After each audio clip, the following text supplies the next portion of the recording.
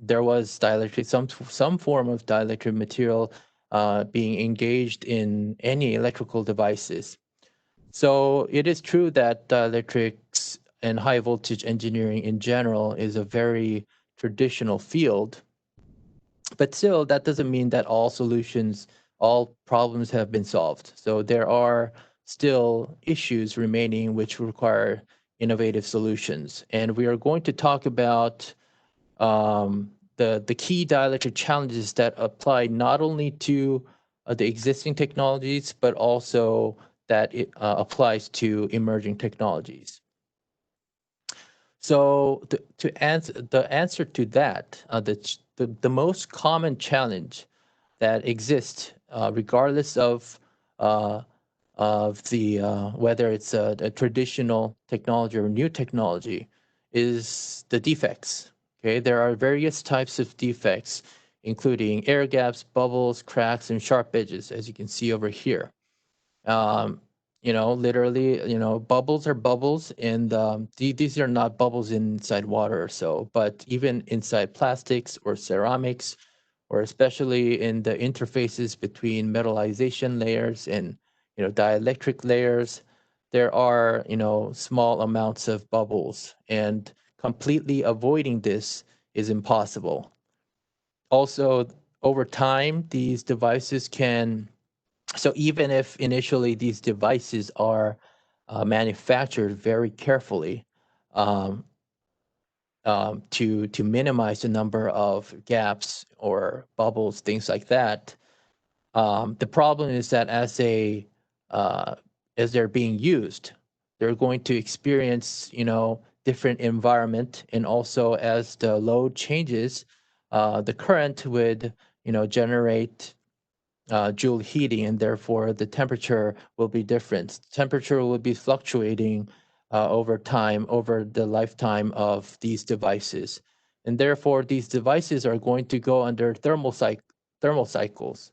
And because different types of material has different amount of expansion coefficient, um, as a function of temperature, uh, the mismatch in these thermal expansion process would lead to creating gaps and cracks, and that would mechanically wear down these devices over time. So even if you perfectly designed or perfectly manufactured a device, as they ages and as they go through thermal cycling, it is inevitable that these types of defects would appear in your system eventually.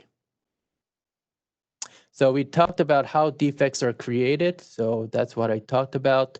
Oh, and I didn't mention vibration, but depending on the application type, vibration can also cause these cracks and wears of these insulation layers over time. Um, So why is it bad? Why are these defects bad, and why do we want to avoid them?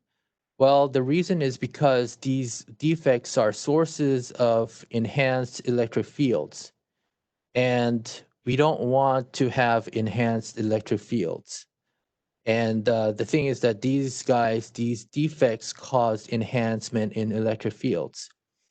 That is mainly because of the difference in the material properties. Bubbles are usually filled with maybe air, but can be filled with other types of gases depending on the material that is surrounding. But in general, gaseous media has substantially low permittivity, almost similar to vacuum, whereas these metallization layer and dielectric layer and different solid materials have different type of permittivity and resistivity of these. Basically, the material type is different, and due to this difference in the material properties, electric field tends to be concentrated in these bubbles and cracks and gaps. And in general, when it comes to sharp edges, as you have all learned in electromagnetics, if you have sharp edge, that means if you look closely at the sharp edge, you would notice that the radius of that tip is very, very small. And as the radius gets smaller, you would have higher electric fields, and therefore sharp edges are also very common sources of high electric field. And triple point is a point where three different types of materials are meeting together. So in this case, you can see this metallization layer tapering off right there, and you have a ceramic layer on bottom, and something is, filling this space. This could be just air, or it could be something like silicone rubber, or it could be oil, a dielectric oil. But anyways, these three different types of material would have different types of material properties each, right? So that will distort the electric field in a way that it leads to enhancement. And so all of these defects contributes to enhancement in electric field. And the reason why that is bad is because high electric fields causes breakdown. And when I say breakdown, it could be a full total breakdown, which would just mean that the total destruction of a device or a total failure of a device. But it could also be something called a partial discharge. And as the name goes, partial discharge is literally a partial discharge. It's not a full discharge. And you can barely even hear it or smell it, or, I mean, you can't even sense it. You would need a very sophisticated, sensing device in order to pick up these partial discharge signals and distinguish from even the surrounding noise. That's how small these partial discharges are. However, it is actually more important to identify the existence of partial discharge and determining the types of partial discharge, because these partial discharge are basically the main reason why devices, one of the main reasons I would say. There will be other reasons, but from a dielectric standpoint, this is one of the major reasons why device ages and lead to a complete failure at one day. So again, partial discharge is promoted by high electric fields, and high electric fields are created around these defects, and therefore it's not good to have these defects. So the following question is, so how do we avoid high electric fields caused by defects? The problem is that, advanced manufacturing techniques may be able to reduce some amount of defects, but as we discussed, complete avoidance of these defects is impossible, practically. And as we discussed, that even if you completely avoid, they will appear over time. So how do you get rid of high electric fields?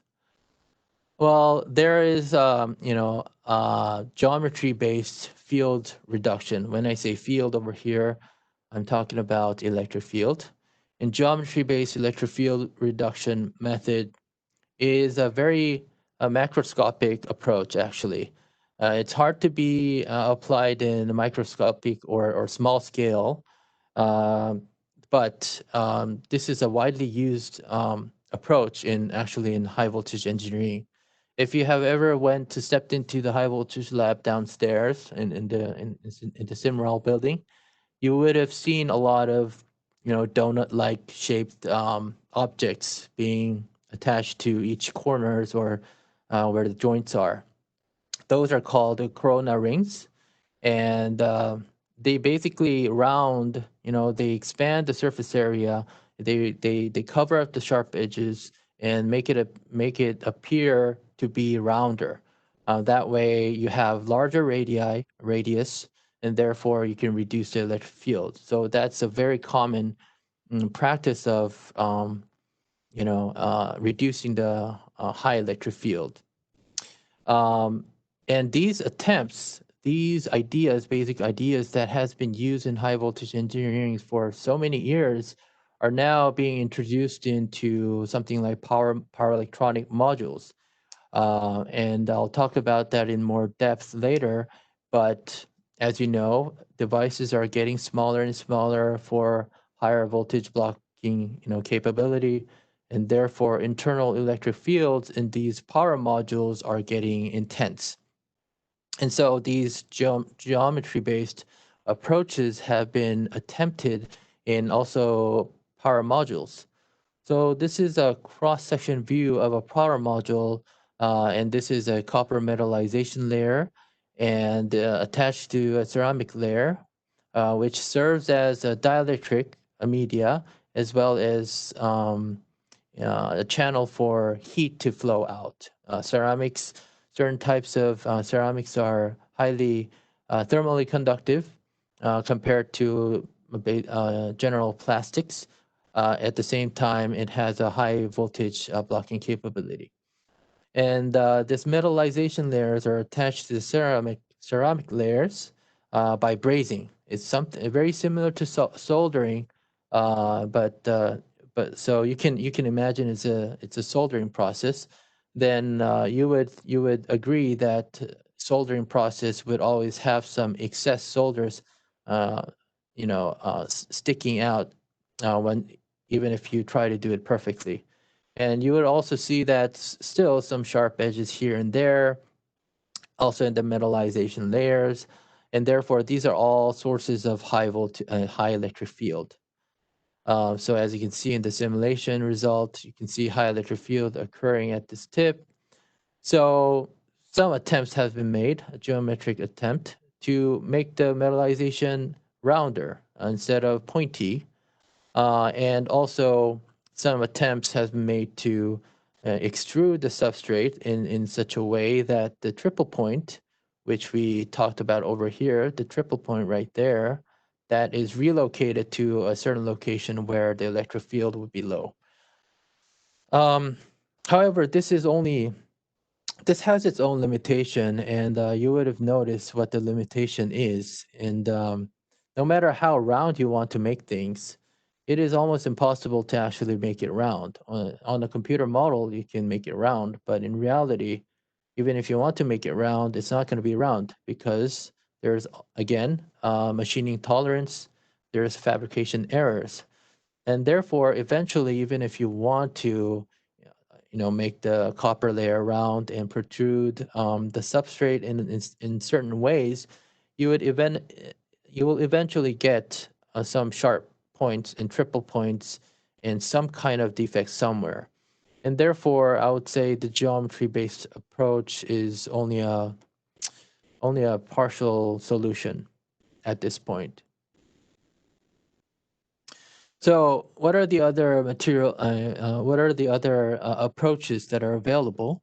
Well, you can play around with the materials, and when it comes to materials, material-based solutions, there's a lot of things that we can talk about. But for today, I would like to focus on something called a nonlinear resistive field grading material.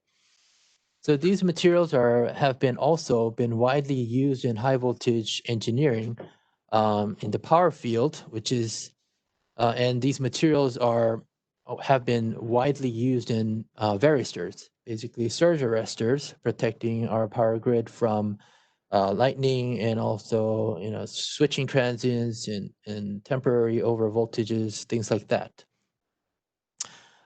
They're conventionally the old type material, old MOVs or old surge arresters were mainly made of silicon carbide particles. And silicon carbide, so these materials in general, what you need to focus on is this graph. And the two are very similar, but I'll tell you what the difference is later. So the y-axis over here is the resistivity of the material, and the x-axis is the electric field that is applied to these materials. As the electric field increases, you would notice that the resistivity changes. It suddenly drops after a threshold electric field has been breached. So if the electric field goes beyond this threshold electric field, these materials become much more conductive. Same for the zinc oxide material. They also behave the same way. And the only difference is that when it comes to silicon carbide, this transition from a resistive mode to a more conductive mode is kind of, almost too smooth. There's a gradual transition, whereas in the case of zinc oxide, you'll see a more sharp, more nonlinear transition between the resistive mode and the conductive mode. And this is actually what you would want in your application, because you don't want to have a lot of leakage current flowing through these devices under normal operating condition. Interestingly, this very traditional high voltage engineering techniques are now being adopted into power electronic modules and high power density devices, which is much smaller in scale. Um, so this is another example of a cross section of a power module. And again, here's the ceramic layer. And again, there is a copper metallization layer attached to on top of the ceramic layer. And the space is usually covered with some kind of a gel, like here. This is a silicone rubber gel that is usually potting the entire power module to keep away moist dust and to improve the dielectric integrity of the device. But nevertheless, due to the increase in power density of these devices, meaning that these devices are rated for higher voltages.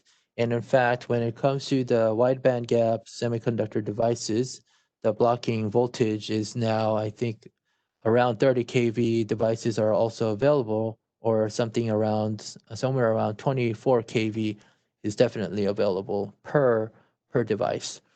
So that's a very high electric field that would occur inside the module. And you can see there's some bright spot over here, which indicates the possibility of partial discharge occurring internally of these devices. So some attempts have been used to utilize these devices, these materials, I mean, to cover up the surface of these sharp edges where it has a high probability of generating partial discharge. So as you can see, once you apply this electric field, nonlinear electric field dependent resistive material, you'd see that the hotspot being reduced. So this is another example that shows a more dramatic change with the use and without the use of nonlinear resistive field grading material. And so this is symmetrical. So this side is without the field grading material. And the other side is when the field grading material has been coated around the surface of a device. Without it, you will see that there's a lot of red spot that you can observe, which indicates high electric field. However, once you apply a field-dependent material, you would see that everything is almost bluish or slightly green, which indicates low electric field.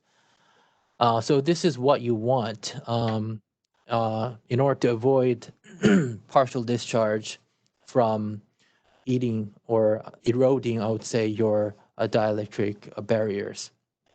However, these materials also comes with a price. This is another point of view. So if you plot the same model and plot the power, which is basically the I square R loss, power loss, you'll see that in these field-dependent materials, there are some red spots. And these are mainly caused by current conduction. As these field-dependent materials are becoming locally, where the high electric field exists, locally, they will turn into a conductor, more conductive. And therefore, they'll allow the charge to move and be distributed inside inside the material themselves. And through that process, there's going to be some I square R losses, and that can lead to overheating or the material property changes. The material property may change due to these localized thermal hotspots. So this is something when you read literature on these materials, a lot of people do not share these kind of limitations and only share the benefit of it. But I'm just telling you guys that it's not perfect. Another limitation to these materials is that it's only good for sharp edges like here, or triple points, like here. This is a triple point. There's a triple point there. Also, if you consider this as a sharp edge, yeah, sharp edge. But these materials only work against these sharp edges in triple points. However, we discussed that there are other types of defects, such as air gaps and bubbles. And unfortunately, these materials cannot reduce the electric fields that are occurring inside the air bubbles or air gap itself, because these materials are not present in these air gaps. It has to be there in order to react upon it. So those are the main disadvantage or the shortcomings of these materials. We were also fabricating our own nonlinear resistive field grading materials in the lab, and the process is quite straightforward. So you would need different types of nano or microfillers, including zinc oxide or silicon carbide, or it could be carbon nanotubes or carbon black, these micro and nano fillers. And you would need a base resin, such as epoxy resin or silicone rubber. And then you need to disperse homogeneously throughout this base resin, and this is more challenging than you may think. It's not just just by simply hand mixing would not do the job, because these microfillers are agglomerated together, and it is best when they are totally independent, like piece by piece. So in order to homogeneously distribute these microfillers, we use special devices such as high shear mixer or sonication device. In particular, what you see over here is a sonication device, and this would totally disperse homogeneously these particles inside the base resin.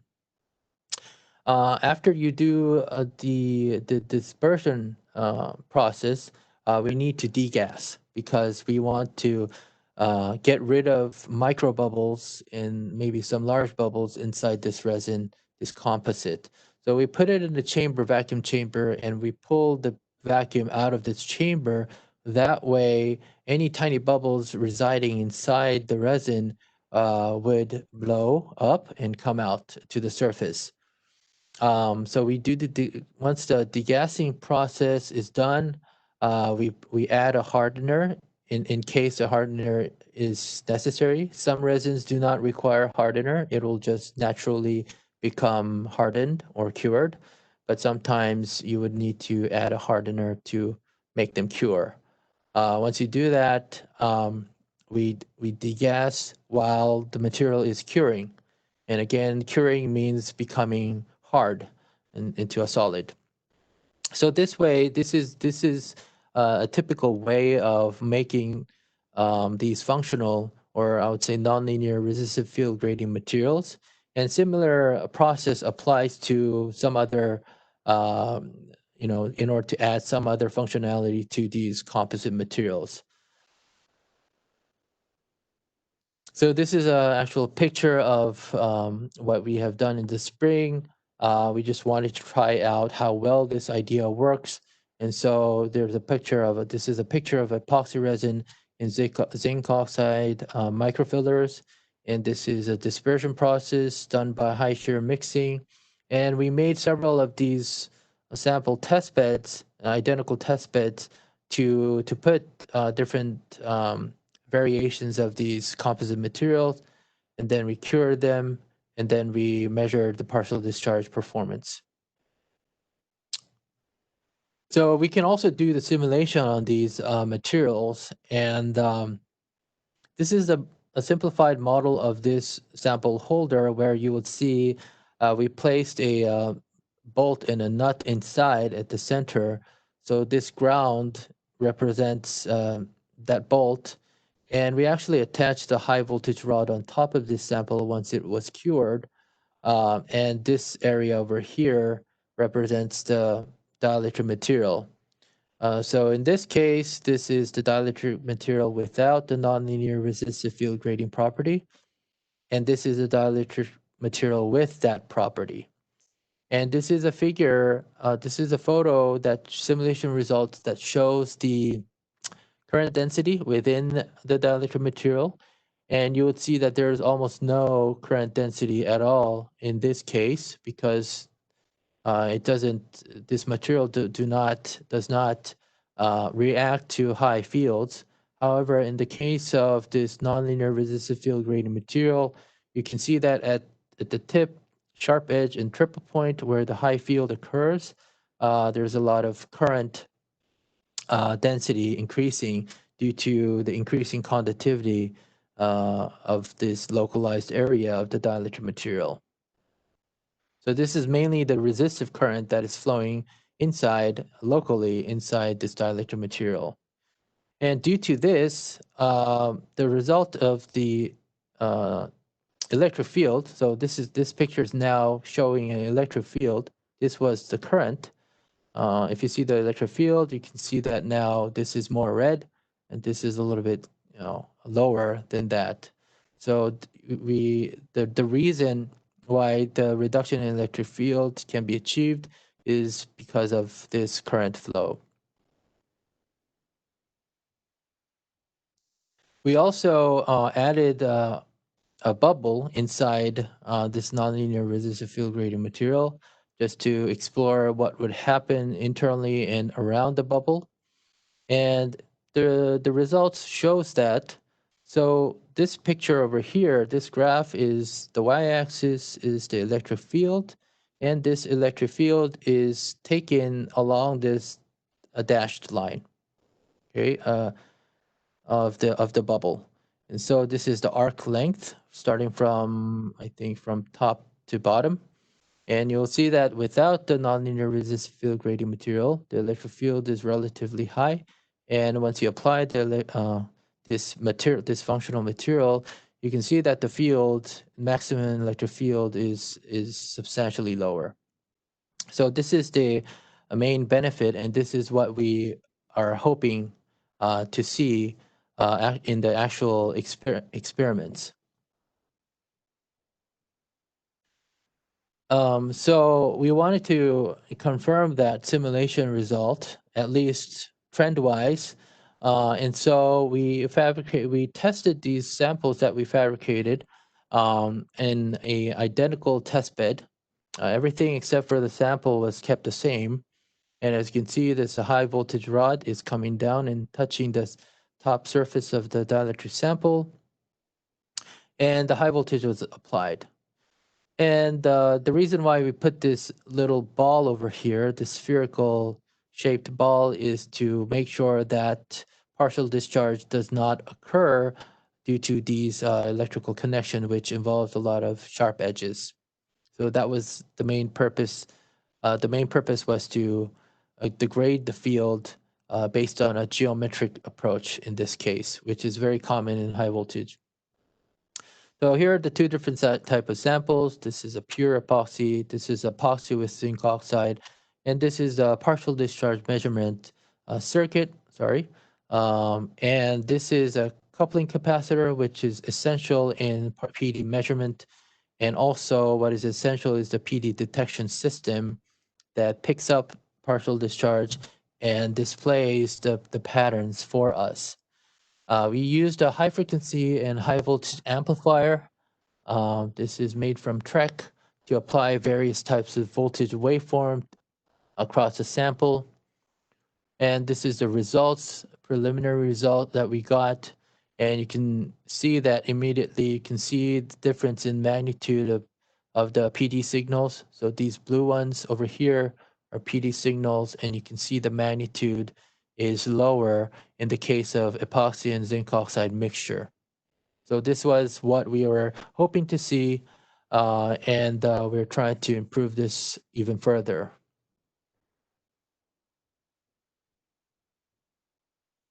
So now, so far, we talked about dielectric issues that applies to not only the emerging technologies, but also which even the conventional technologies are suffering from. But I would like to now move on to talking about what are the new, dielectric challenges that are emerging in the field, which wasn't necessarily a problem in the past. So what drives these challenges is the latest trends in engineering in general. Um, so as we all know, again, increasing power density. Devices are getting smaller, thinner, and being able to handle higher voltages, I would say. And also the electrification of transportation system. Uh, Electric vehicles are booming nowadays. But in addition to that, also electric ships and now electric aircraft research is at a full throttle. There's a lot of effort pushed forward from NASA and Office of Naval Research from the U.S. Navy to develop electrified ships and also electric aircraft. Um, However, these are accompanied by typical common challenges from the fact that there are ungrounded or high impedance grounded power systems. So when a fault occurs or some kind of dielectric issues occur, the behavior is very different from what you would see in the terrestrial applications. So that's a new challenge. Another new challenge is that in the case of airplanes, they're flying high. And in order to increase the power density of the aircraft, the voltage level goes to medium voltage. Right now, all commercial airlines are maintaining voltages lower than 300 volts to power the cabin. That is mainly due to the dielectric issues at high altitudes. If you go 12 kilometers up in the air is about 5 or 6 times thinner than here. So the density of the air is 5 or 6 times lower than here on ground, and therefore the dielectric strength is that much weaker. That means partial discharge can occur more easily, and even the full breakdown can occur more easily, much easily actually, at high altitudes. And in addition to that, because now higher power is required, voltage is getting higher, way higher than 300 volts. Um, about 10 kV is being considered.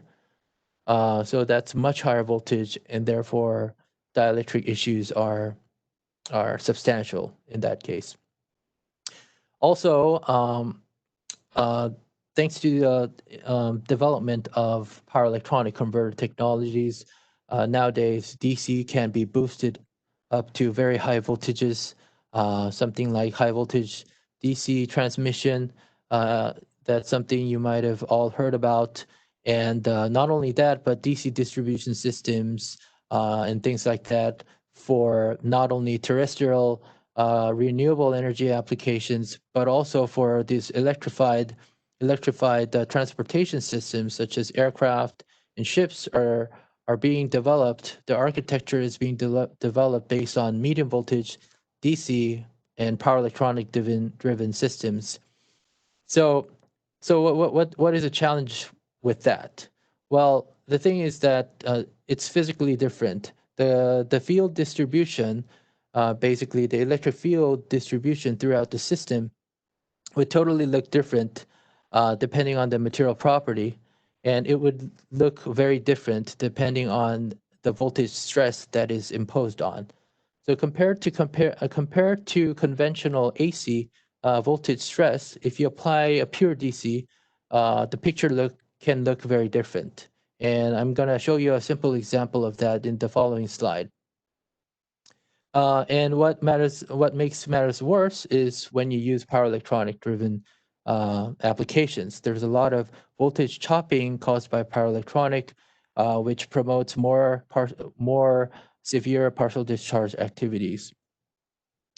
Also, space charge accumulation becomes a problem because under DC, unlike in AC, the voltage is unipolar and it's staying that way for a long time. And therefore, a space charge would gradually accumulate towards one direction and cause local field enhancements, and which can lead to premature dielectric failure of devices. And I already mentioned the high DVDT. This is the switching action of power electronics. I already mentioned that briefly, that it enhance, increases the PD, partial discharge magnitudes, which is not good. And the partial discharge measurement and analysis and identification method itself becomes difficult. And I'll talk about that in the following slides. And lastly, non-metallic structural materials, basically made out of carbon fiber, is being used, and that introduces its own material-based, I would say, dielectric challenges, and we're going to briefly talk about that.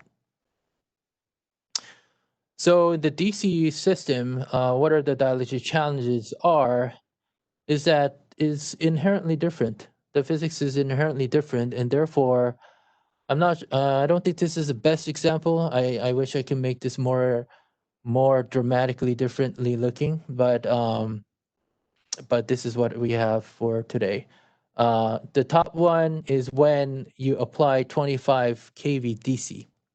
Okay, and the bottom one is when you apply 15.5 kV peak voltage AC.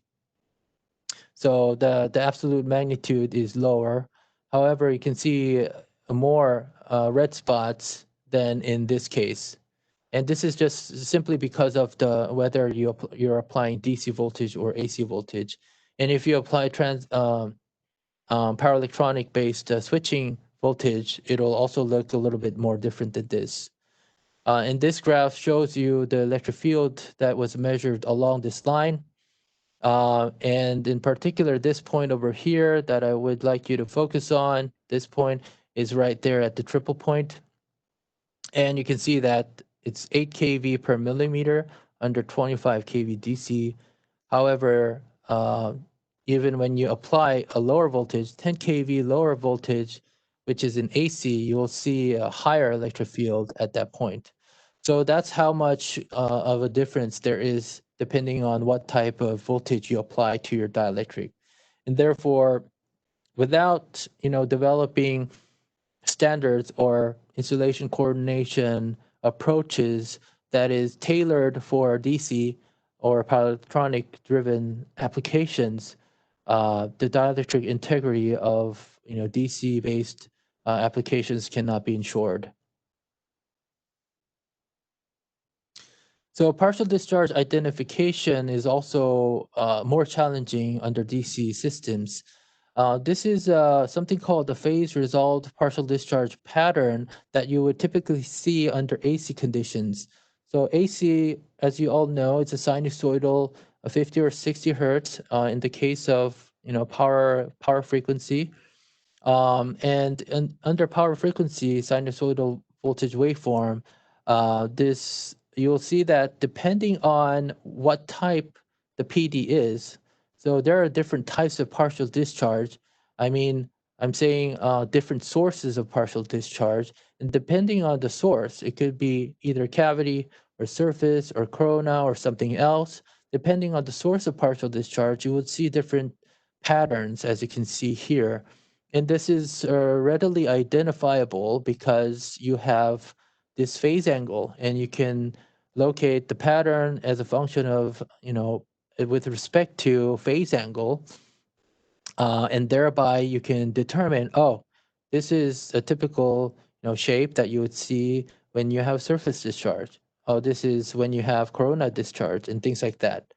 However, in the DC case, you don't have this sinusoidal waveform. You just have a straight line, and therefore you would get PD signals. However, you won't be able to get the phase resolved PD patterns. So the question is, would there be a way of getting similar PD patterns in DC systems? And one of my students was researching on this, and we got some very promising initial results, which has been published also recently. So what he did is he designed a partial discharge test bed that has a very low reflection and very high bandwidth. And this was very crucial for the PD detection of DC systems because you don't have phase information, and therefore the only information that you can rely on is the waveform shape of each partial discharge pulses. So this is how we manufactured the test bed, machined the test bed upstairs with the lathe machine, and this is just a CAD model of what it looks like. And this is the actual test bed. So we went on and measured a ton of PD pulses, and we statistically um, let's say, sorted out different rise time, amplitude. I'm not showing you here on this slide, but there was also fall time and pulse width and things like that. Anything that you can get out of these pulses were collected. And then we plot it in certain ways where the x-axis is amplitude and y-axis is rising time. It's all the same in these three figures. The only difference is that whether these PDs partial discharge was generated by under AC condition or positive DC or negative DC. And we noticed that based on even if we get accurate timing parameters of these waveform shapes, we realize that there's a potential, possibility of classifying these different types of partial discharges based on accurate PD measurements. So that was a very encouraging initial results for us. So dielectric challenges associated. What are the challenges associated with increasing power density? When you talk about power density, you have to talk about high temperature superconductors. And this is all because this technology is all about high power density. So typically, I think this is a great photo that shows you immediately what the power density or the current density difference is between a HDS cable and a regular copper cable. So this is the difference. It's about one HTS cable can handle this much copper cable current carrying capacity, and it's about 15 to 20 times higher in current density when you compare to conventional copper cables. It may come to you as a surprise why only 15 to 20 times percent higher. Because actually, if you look at the material property itself, HTS material, superconducting material, should be infinitely higher in current carrying capability compared to copper. Well, the reason why it's only 15 to 20 times better is because HTS or superconductors in general require cooling. And this whole entire area is about for thermal insulation, and you need space for liquid nitrogen or liquid helium to flow through, and you need a spacer and things like that. And actually, the superconductors are only this much, and the rest is for thermal insulation and for cooling. And that's why that drops when you compare the cable to cable, not material, not the conductor to conductor, but if you compare between cable to cable, the current density is only 15 to 20 times higher than that of conventional cables. Now, in order to push the power density even higher, even superconductors are being considered to be operated at medium voltage levels, which is around 12 to 20 kV. And at that point, high field would occur between the superconducting tape cable conductor inside and this area, which is filled with cryogenic fluid, such as liquid nitrogen or helium. So there's a higher breakdown or dielectric failure risk occurring because people want to increase the voltage level to gain more power. So could there be a better dielectric media? Well, there is a potential dielectric media called supercritical fluid. that may serve its purpose. And you might have not heard about this, or maybe some of you are familiar with this material, but this is a material that a phase that you would achieve when the critical point is exceeded. So x-axis over here is temperature, y-axis is pressure. There's something called a critical point, and once you exceed that pressure and temperature at the same time, you go into supercritical phase and you'll achieve supercritical fluids. The beauty of this about these fluids is that they are both behave like gas and liquid at the same time. What I mean by that is their density is as dense as liquid. So denser it is, the higher the dielectric strength. So that's a good thing. What I mean by it also behaves like gas is the low viscosity. So they're very low in viscosity. So that those two properties are coexisting. So that means that it's very good for cooling as well as dielectric purposes at the same time. And this is a good photo that shows what would happen if you go into supercritical phase. And initially, you'll see this dividing line that divides gas to liquid. And as you increase the pressure and temperature, you'll move into supercritical phase, and the dividing line would disappear. The interesting thing is that the breakdown voltage uh, would show a peculiar phenomena around the critical point where it moves into supercritical phase, which is a drop in dielectric strength. And we were modeling that phenomena based on electron kinetics modeling, and we are developing. So basically, why this is happening is because of the cluster formation of these molecules around the triple point, and these can be modeled, simplified by spherical models, and we can derive something called the cross-section data of these spheres, and we were able to run electron kinetic analysis to estimate the breakdown characteristics around the the critical point, which showed a steep decline. I think Jenny, can we still go, or should I stop here? It's already 3 o'clock, and I didn't know the clock was ticking so fast. How much time you need to complete your presentation? Because I know we have some meetings at 3:30. Yeah. And they also already have some Okay. questions on the chat board. So if you Okay. can go. Okay, I'll complete this in 5 minutes. Yeah, that would be great. Thank you. Okay. Okay. So dielectric challenges associated with non-metallic structural materials. When I say non-metallic, metallic, it is composite materials. And as you may know, carbon fiber reinforced polymer materials are increasingly being used, especially in the aerospace airline industry. And the blue percentage is how much CFRP materials are being used. These are very light compared to much lighter than metals, and but shows similar, structural strength as metals, and that is why CFRP is so promising and being increasingly used. So in the case of Boeing 787, about 50% of its body is made out of this material. However, the problem is that the lightning strike causes severe damage, unlike the metal materials. A way to get around this issue is to increase the conductivity of the resins that are used to make these panels.